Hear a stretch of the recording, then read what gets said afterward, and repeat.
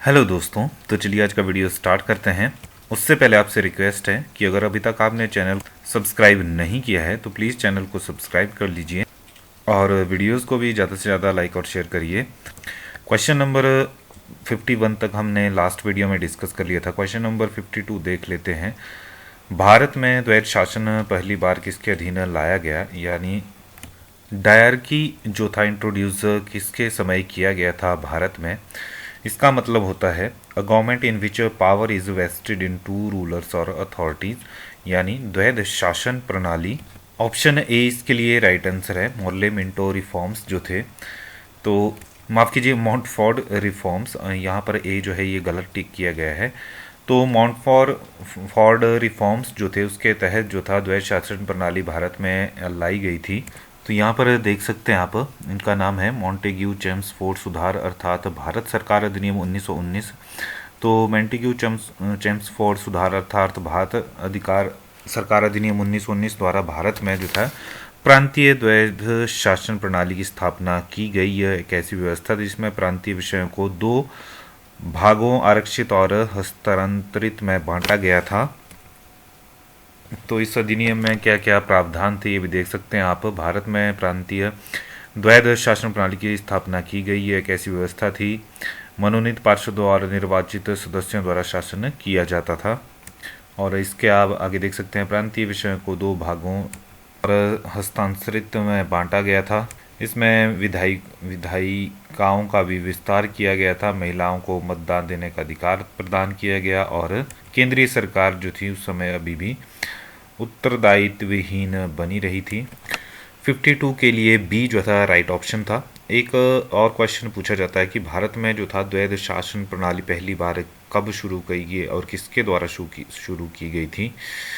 तो Robert Clive का नाम जो है उसमें आता है। बंगाल में जो था शुरू की गई थी, वो दूसरे जो गवर्नर थे बंगाल के, 1757 से लेके 1760 तक ये बंगाल के गवर्नर जनरल थे और इनके दौरान जो थी बंगाल में जो था द्वैध शासन प्रणाली शुरू की गई थी, जिसमें जो ईस्ट इंडिया कंपनी थी वो जो था उसके पास मेन जो एक अधिकार रहता था पावर का, मतलब कंट्रोल रहता था पावर का, और दूसरा जो नवाब था बंगाल का वो शासन करता था। तो वहाँ पर जो था रॉबर्ट क्लाइव ने, ये क्वेश्चन भी बहुत बार पूछा जाता है कि बंगाल में सबसे प्रथम द्वैध शासन प्रणाली किसके द्वारा लागू की गई थी, तो रॉबर्ट क्लाइव उसके लिए राइट ऑप्शन हो जाएगा। 52 का यहाँ पर बी राइट ऑप्शन है। नेक्स्ट देखते हैं। अगला क्वेश्चन पूछा गया है 53 यहाँ पर, इंडियन एसोसिएशन का संस्थापक कौन था। तो ऑप्शन डी इसके लिए राइट आंसर हो जाएगा। आप गूगल करेंगे तो आपको देखने को मिलेगा, ये देख सकते हैं आप। लेकिन जल्द ही संघ की स्थापना हुई और कुछ ही समय बाद एस.एन. बनर्जी यानी सुरेंद्र नाथ बनर्जी ने 26 सितंबर 1876 को अपने मित्र आनंद मोहन बोस के साथ जो था इंडियन एसोसिएशन की स्थापना की थी। तो सुरेंद्र नाथ और बनर्जी और इनके साथ साथ आनंद मोहन बोस जो थे ये संस्थापक रहे हैं, माने जाते हैं इंडियन एसोसिएशन के। तो यहाँ ऑप्शन में आप देख सकते हैं एस.एन. बनर्जी यानी सुरेंद्र नाथ बनर्जी जो थे ये संस्थापक थे इंडियन एसोसिएशन के। और इसके साथ नाम भी याद रखेंगे आप, आनंद मोहन बोस, जबकि यहाँ पर डेट 26 सितंबर 1876 भी आप याद रखेंगे। तो 53 के लिए डी राइट ऑप्शन था। नेक्स्ट देख लेते हैं 54। इसमें पूछा गया निम्न में से किसने सबसे पहले स्वराज्य शब्द का प्रयोग किया था। यहाँ स्वराज नहीं स्वराज्य है। तो ये कह पाना थोड़ा मुश्किल है कि स्वराज्य शब्द या स्वराज शब्द का सबसे प्रथम प्रयोग किसने किया था। यहाँ पर ऑप्शन में आपको बाल गंगाधर तिलक देखने को मिलेगा, जो कि एक राइट आंसर है कि बाल गंगाधर तिलक ने भी स्वराज शब्द का प्रयोग किया था। लेकिन कहीं पर आपको दादा भाई नौरोजी देखने को मिलेगा या फिर दयानंद सरस्वती जी का नाम भी देखने को मिलेगा। आप देखेंगे तो आपको बाल गंगाधर तिलक जी का नाम देखने को मिलेगा। 1906 में कोलकाता के कांग्रेस अधिवेशन में दादा भाई नौरोजी ने स्वराज शब्द का प्रयोग किया था। बाद में बाल गंगाधर तिलक एवं अरविंद घोष ने भी स्वराज की मांग की थी। तो यहीं से पता चल जाता है कि दादा भाई नौरोजी ने भी किया था, उसके बाद बाल गंगाधर तिलक जी ने किया था और दयानंद सरस्वती जी ने किया था, वो इनसे पहले किया था। तो एक स्वराज शब्द का एग्जैक्ट प्रयोग सबसे पहले किसने किया, तो ये कह पाना थोड़ा मुश्किल है। लेकिन आंसर के हिसाब से ऑप्शन बी राइट आंसर है। 54 के लिए 55 देख लेते हैं। इसमें पूछा गया है निम्न आश्रमों में से कौन सा एक गांधी जी द्वारा स्थापित नहीं है। तो आप देख सकते हैं यहाँ पर आश्रमों के नाम लिखे हैं, तो ये इनमें से कौन सा जो है गांधी जी ने नहीं स्थापित किया है। तो यहाँ देख लेते हैं, फोनिक्स या फिनिक्स आश्रम है, तो साउथ अफ्रीका में स्थापित किया गया था और साउथ अफ्रीका के डरबन में ये स्थापित किया गया था 1904 में। तो इसकी स्थापना गांधी जी ने की थी। बात करते हैं टॉल्स्टॉय फार्म की। तो महात्मा गांधी ने टॉल्स्टॉय फार्म के नाम से दक्षिण अफ्रीका में भी एक आश्रम स्थापित किया था, जिसे और ये 1910 में इन्होंने स्थापित किया था। और बात करें सेवाग्राम आश्रम की, तो 1936 की बात है जब महात्मा गांधी जी ने साबरमती आश्रम छोड़ दिया और महाराष्ट्र के वर्धा शहर में एक छोटे से गांव सेवाग्राम में जो था अपना आश्रम स्थापित किया। तो 1936 में सेवाग्राम जो है महाराष्ट्र में इसकी स्थापना की गई थी गांधी जी द्वारा। इसके अलावा अगर साबरमती आश्रम भी होता तो उसकी स्थापना भी, साबरमती आश्रम की स्थापना 25 मई 1915 को जो था अहमदाबाद के कोचरब में की गई थी और इसके बाद इसको स्थानांतरित किया गया था 1917 को, 17 जून 1917 को साबरमती आश्रम के किनारे। तो इसकी स्थापना भी जो थी वो भी गांधी जी द्वारा की गई थी। लेकिन जो गांधी आश्रम है उन ऑप्शन डी में इसकी स्थापना जो है गांधी जी द्वारा नहीं की गई है। और गांधी आश्रम अगर आप गूगल करेंगे या साइट पे भी जाएंगे साबरमती आश्रम, तो उसका टाइटल गांधी आश्रम ही रहता है, लेकिन उसको साबरमती आश्रम कहा जाता था। तो ऑप्शन डी इसके लिए राइट आंसर है कि इनमें से गांधी आश्रम की स्थापना जो थी गांधी जी द्वारा नहीं की गई थी, क्योंकि ऐसा आश्रम नहीं है। जो साबरमती आश्रम उसको ही गांधी आश्रम का नाम देते हैं, के नाम से बोला जाता है। आप गूगल भी कर सकते हैं, आपको नहीं देखने को मिलेगा ऐसा कोई आश्रम। चलिए नेक्स्ट देखते हैं 56 55 का ऑप्शन डी राइट आंसर था। तो हिंद स्वराज पुस्तक किसके द्वारा लिखी गई? ऑप्शन डी महात्मा गांधी इसके लिए राइट आंसर है। और हिंद स्वराज आपको पता है 1909 में ये लिखी गई थी। इसके अलावा सत्य के साथ मेरे प्रयोगों की कहानी 1927 में, या सत्य ना प्रयोगो, ये गुजराती में थी।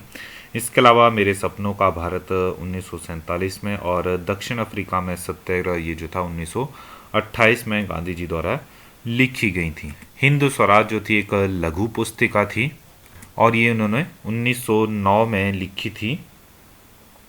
गुजराती में ये उस समय लिखी गई थी और जब गांधी जी इंग्लैंड से दक्षिण अफ्रीका की यात्रा कर रहे थे पानी के जहाज में, तब इन्होंने ये लिखी थी हिंद स्वराज।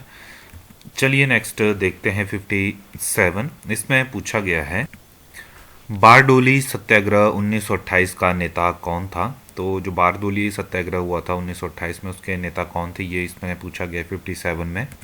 ऑप्शन सी सरदार वल्लभ भाई पटेल इसके लिए राइट आंसर हो जाएगा। बारडोली सत्याग्रह भारतीय स्वाधीनता संग्राम के दौरान जून 1928 में गुजरात में हुआ था। ये प्रमुख किसान आंदोलन था जिसका नेतृत्व जो था वल्लभ भाई पटेल द्वारा किया गया था। उस समय जो प्रांतीय सरकार थी उसने किसानों के लगान में 22% की वृद्धि की थी। सरदार वल्लभ भाई पटेल ने इस लगान वृद्धि का जमकर विरोध किया था। सरकार ने इस सत्याग्रह को कुचलने के लिए कठोर कदम उठाए, पर अंततः विवश होकर उसे किसानों की मांगों को मानना पड़ा। इस सत्याग्रह आंदोलन के सफल होने के बाद जो था वहां की जो महिलाएं थी बारडोली की, उन्होंने सरदार वल्लभ भाई पटेल को, माफ कीजिए वल्लभ भाई पटेल को जो था सरदार की उपाधि प्रदान की थी। तो ये भी याद रखेंगे, सरदार की उपाधि जो थी वल्लभ भाई पटेल जी को बारडोली सत्याग्रह के सफल होने के बाद में जो थी बारडोली की महिलाओं द्वारा दी गई थी ये उपाधि।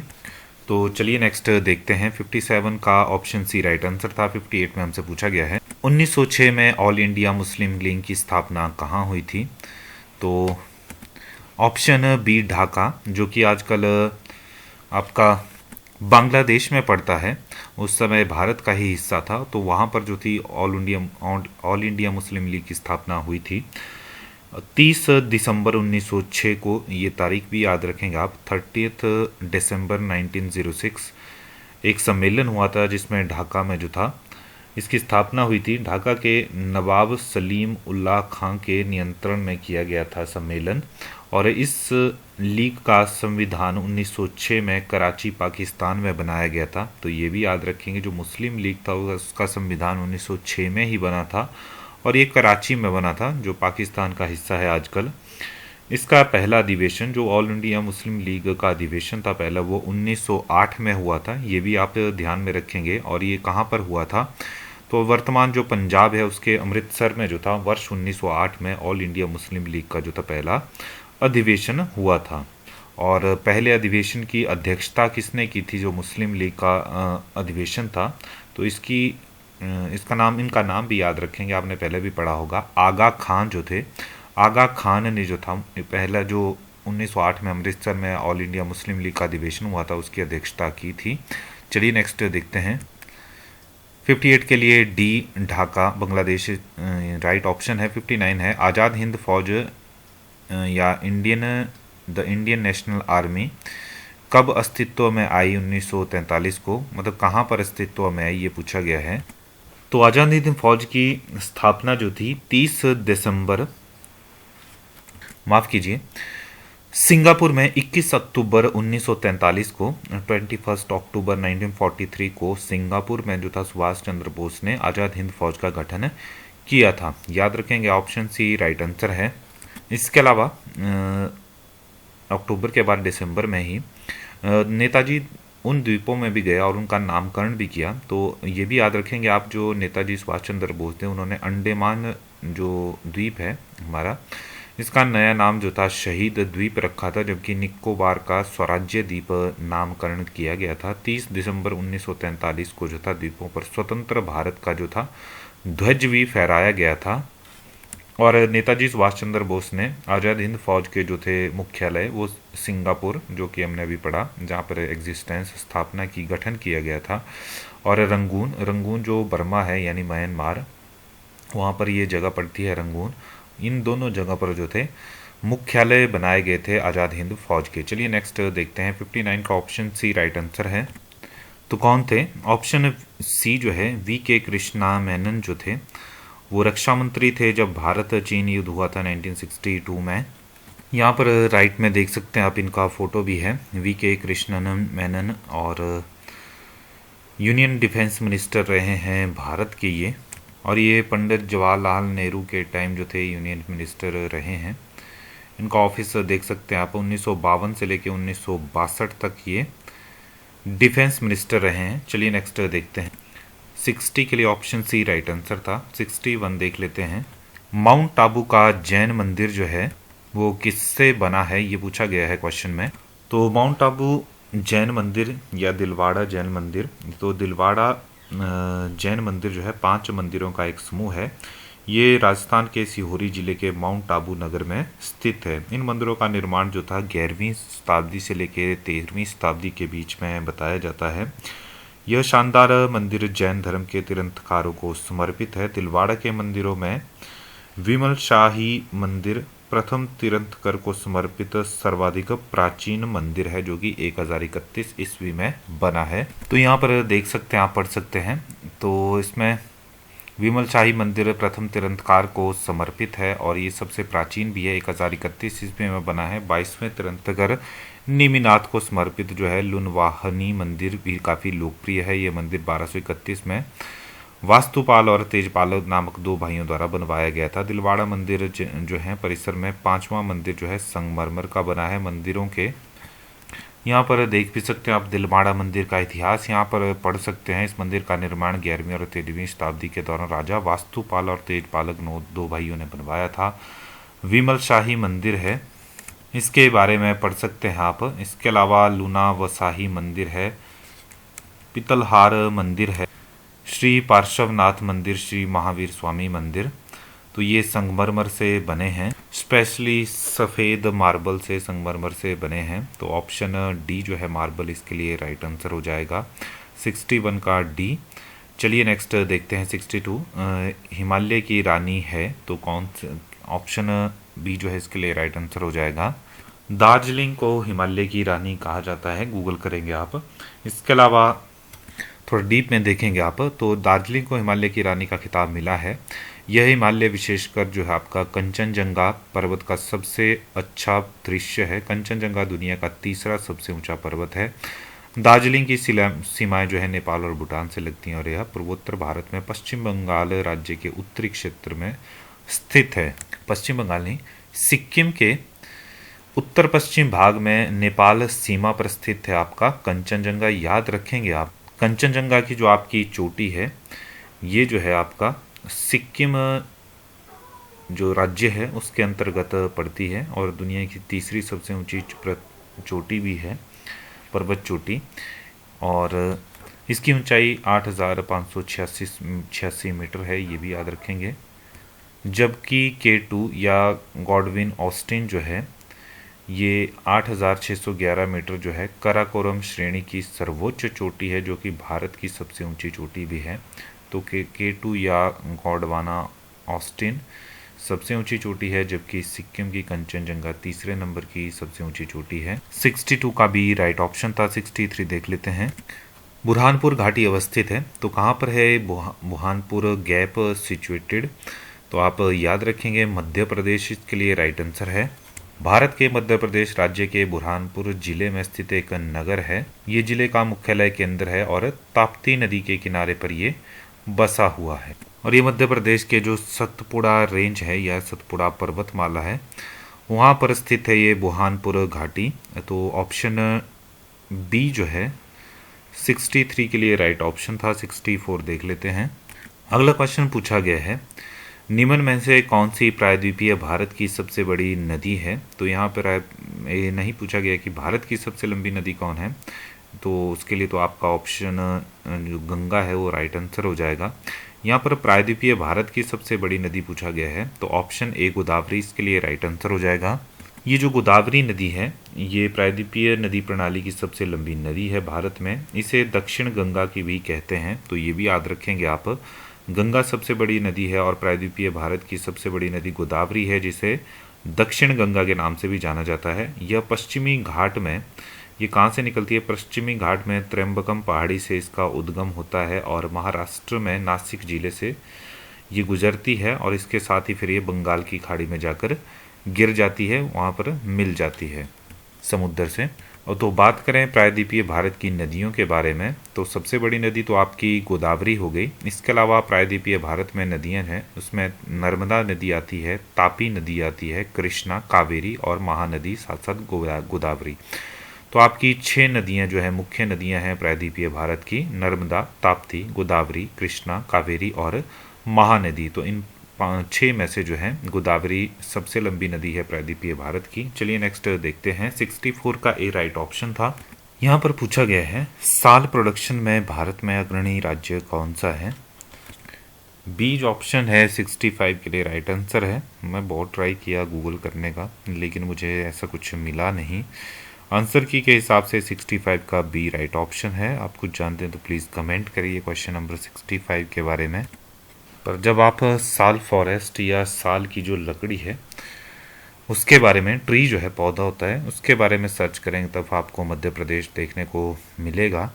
क्वेश्चन थोड़ा अनकम्प्लीट है, यहाँ से देखने को मिले तो साल जो है इसका वन जो है सबसे ज़्यादा पाया जाता है आपका मध्य प्रदेश में, जो साल वृक्ष होता है। तो ऑप्शन बी जो है इसके लिए राइट आंसर है। मध्य प्रदेश के अलावा उड़ीसा और छत्तीसगढ़ में भी जो है साल का उत्पादन होता है, प्रोडक्शन होता है, या ट्री जो है ये पाया जाता है। 65 का भी राइट ऑप्शन था। 66 देख लेते हैं। ऑप्शन बी राइट आंसर है 66 के लिए। भारत में सबसे बड़ा कोयला रिजर्व कहाँ पाया जाता है? तो स्टेट वाइज आपको झारखंड देखने को मिलेगा, लेकिन यहाँ पे बेसिन जो दामोदर वैली बेसिन है, तो दामोदर वैली बेसिन में जो है सबसे बड़ा जो है कोयला रिजर्व है। और इसमें कौन कौन सी माइंस आती हैं? कोल माइंस है। Damodar valley is home to the largest coal mines in Jharkhand और वेस्ट बंगाल कोल बेल्ट। तो Jharkhand West Bengal coal belt में सबसे बड़ा ये कोल माइन है और इसमें झरिया, रानीगंज, बोकारो, गिरिधि, कारानपुरा, चंद्रापुर, तत्तापानी, तालाचर, हिमगिरी, तो ये सारी बेल्ट जो है ये आती है। तो ऑप्शन बी जो है दामोदर वैली बेसिन और या राज्य झारखंड इसके लिए राइट आंसर हो जाएगा, सबसे बड़ा कोल रिजर्व है। 67 देख लेते हैं, जो कि इस वीडियो का लास्ट क्वेश्चन भी है। इसमें पूछा गया है निम्न में से कौन सा भारत में न्यूनतम सिंचित राज्य है? तो आप गूगल करेंगे इसका आंसर आपको देखने को मिल जाएगा। जो लीस्ट इरिगेटेड स्टेट है भारत में, तो मिजोरम में उसका नाम आता है। Mizoram is the only state in India which is least irrigated according to वेदांतो। उत्तर जबकि बात करें मोस्ट इरिगेटेड स्टेट की, तो सबसे कम जो है लीस्ट इरिगेटेड यानी सबसे कम सिंचाई वाली स्टेट मिजोरम है, जबकि सबसे अधिक सिंचाई वाली स्टेट या राज्य जो है वो उत्तर प्रदेश है। तो याद रखेंगे आप 67 का भी राइट ऑप्शन है। तो चलिए आज के वीडियो में इतना ही। वीडियो आपको अच्छा लगता है तो प्लीज़ लाइक शेयर करते रहिए, साथ साथ चैनल को भी ज़रूर सब्सक्राइब करिए। धन्यवाद।